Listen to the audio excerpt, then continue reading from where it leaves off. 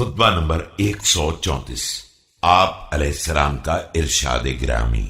جب حضرت عمر رضی اللہ تعالی عنہ نے روم کی جنگ کے بارے میں آپ علیہ السلام سے مشورہ کیا، بسم اللہ الرحمن الرحیم۔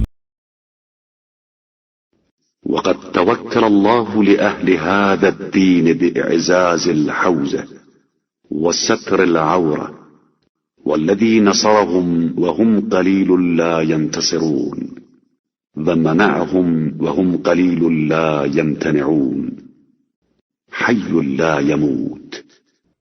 اللہ نے صاحبان دین کے لیے یہ ذمہ داری لے لی ہے کہ وہ ان کی حدود کو تقویت دے گا اور ان کے محفوظ مقامات کی حفاظت کرے گا، اور جس نے ان کی اس وقت مدد کی ہے جب وہ قلت کی بنا پر انتقام کے قابل بھی نہ تھے اور اپنی حفاظت کا انتظام بھی نہ کر سکتے تھے، وہ زندہ ہے اور اس کے لیے موت نہیں ہے۔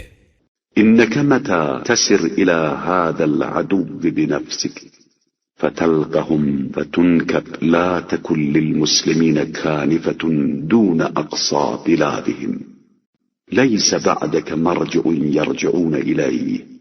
تم اگر دشمن کی طرف جاؤ گے اور ان کا سامنا کرو گے اور نکبت میں مبتلا ہو گئے تو مسلمانوں کے لیے آخری شہر کے علاوہ کوئی پناہ گاہ نہ رہ جائے گی، اور تمہارے بعد میدان میں کوئی مرکز بھی نہ رہ جائے گا جس کی طرف رجوع کر سکیں۔ فابعث إليهم رجلا محربا واحفظ معه أهل البلاء والنصيحة، فإن أظهر الله فذاك ما تحب، وإن تكن الأخرى كنت ردءا للناس ومثابة للمسلمين۔